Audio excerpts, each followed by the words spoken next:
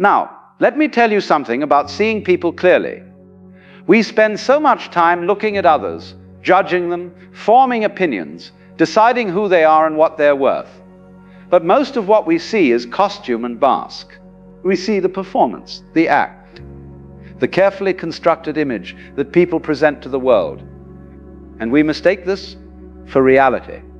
But there are two things, just two simple things, that will show you who someone really is. Not what they say they are, not what they hope to be or what they wish you would think of them, but what they actually are, underneath all the pretense and posturing. The first thing to watch is how they behave when there's nothing in it for them. When there's no audience to impress, no reward to chase, no advantage to gain. Do they still show up? Do they still care? Do they still act with decency and kindness? Or does the whole performance collapse the moment the spotlight moves away? You see, most people are quite wonderful when it serves their interests. The salesman is charming when he wants your money. The politician is compassionate when he wants your vote.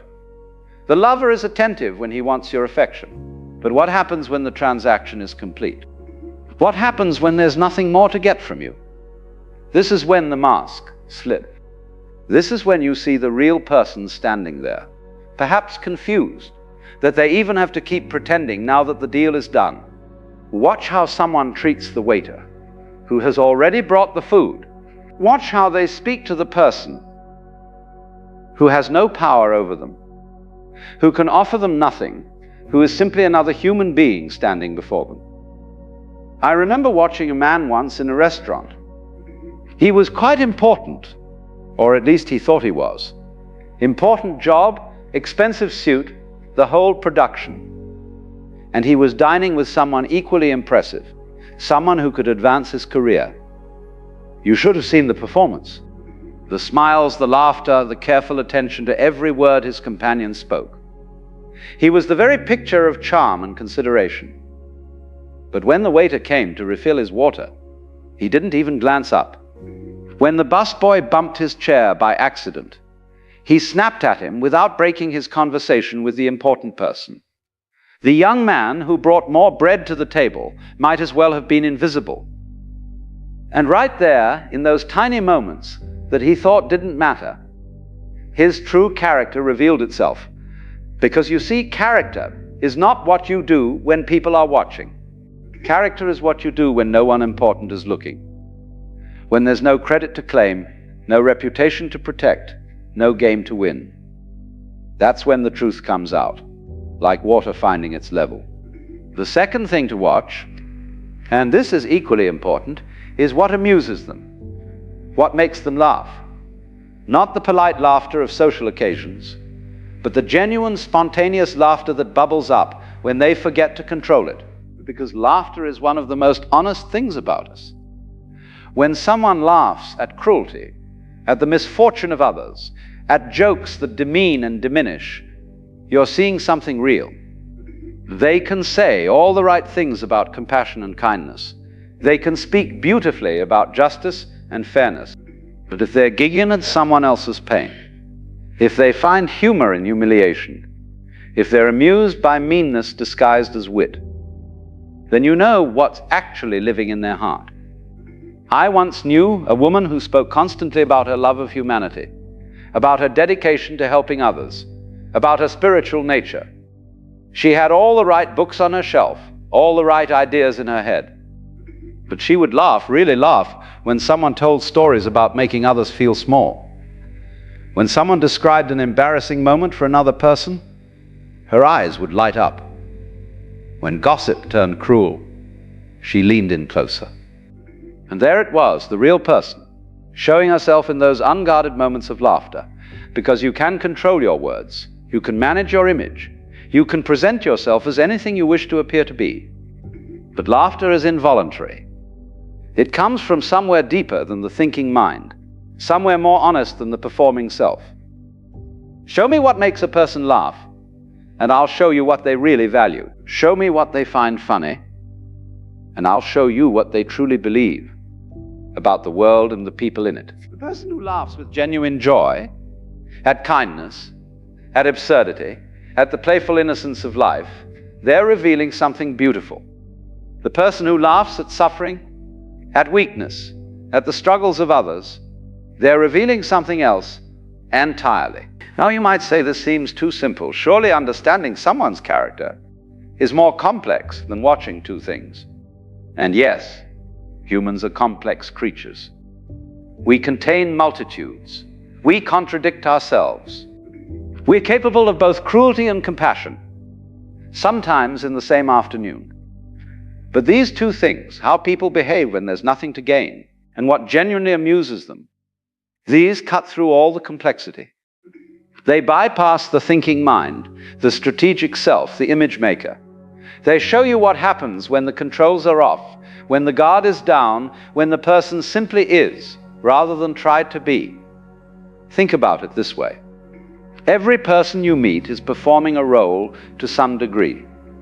They're playing the part of the successful professional, the devoted friend, the spiritual seeker, the sophisticated person, whatever identity they've constructed. And some of these performances are quite convincing. People can maintain them for years. But the performance requires effort. It requires attention. It requires the person to remember their lines and hit their marks. And there are moments, brief moments, when the effort relaxes, when they forget to act, when they simply react. Those moments when there's nothing to gain, that's when the effort drops. Why pretend for the waiter? Why be kind to the janitor? Why treat the homeless person with dignity? There's nothing in it for you. And so if the kindness was only ever a costume, it comes off. But if the kindness is real, if it comes from something deeper than strategy, then it continues. It flows naturally. Because it's not work to be kind.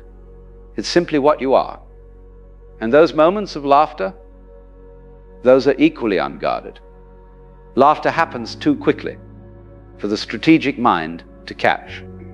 It erupts before you can think about how it looks or what it says about you, and so it reveals what's actually there, underneath all the careful construction of image. I'm not talking about occasional slips. Everyone has bad days. Everyone has moments of impatience or thoughtlessness. What I'm pointing to is the pattern, the consistent way someone shows up when they think the moment doesn't count, the habitual response they have to other people's pain or joy. There was a teacher I knew once, years ago, who was famous for his wisdom and compassion. Students would travel great distances to learn from him. He spoke beautifully about love and understanding and the interconnectedness of all beings. And for a long time I was quite impressed by him. But then I started to notice small things. The way he would ignore the people who cooked his meals and cleaned his rooms. The way he would dismiss questions from students he considered less intelligent. The way he would laugh, a particular kind of sharp laughter, when someone made a mistake or appeared foolish. And gradually I realized that all his beautiful words were just words. The real man, the one who existed when there was no benefit to being the wise teacher, was someone else entirely. Someone impatient with anyone who couldn't serve his image. Someone who found amusement in the stumbling of others. The contrast between his performance and his reality was so stark that it became almost comical. Here was a man teaching about compassion while treating the people right in front of him with casual indifference. Here was a man speaking about the illusion of the ego while carefully maintaining his own image as the enlightened master. And the saddest part was not his hypocrisy, though that was sad enough. The saddest part was that he seemed to genuinely believe his own performance. He thought the role he was playing was who he actually was. This is what happens when we don't pay attention to these two things. We get lost in the story people tell about themselves. We believe the performance. We confuse the actor with the role, and then we're surprised when the person we thought we knew turns out to be someone entirely different.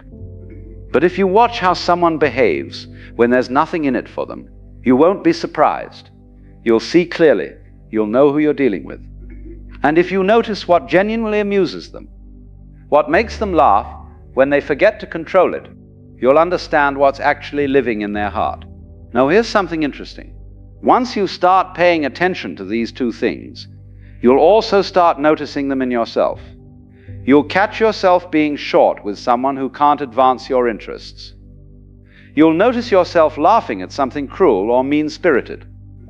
And in those moments, you'll see your own character revealing itself. This is actually good news because you can't change what you don't see. As long as you're identified with your own performance, as long as you believe your carefully constructed image is who you really are, you're stuck. But when you start to see the gap between the role and the reality, between who you pretend to be and who you actually are, then something can shift. You might discover that you're kinder than you thought in some ways and less kind than you believed in others. You might find that what amuses you says something about your values that you hadn't quite admitted to yourself. This seeing, this honest looking at yourself without the filter of self-justification, is the beginning of real change. Because character is not fixed. It's not something you're born with and stuck with forever. Character is like a muscle. Every time you refuse to laugh at cruelty, even when everyone else is laughing, you're making a choice about who you want to be. But you have to see first. You have to be willing to look at how you actually behave, not how you think you behave or wish you behaved. You have to be willing to notice what actually makes you laugh, not what you think should make you laugh. And the same applies to understanding others. We can't see people clearly if we're only looking at their performance. We have to watch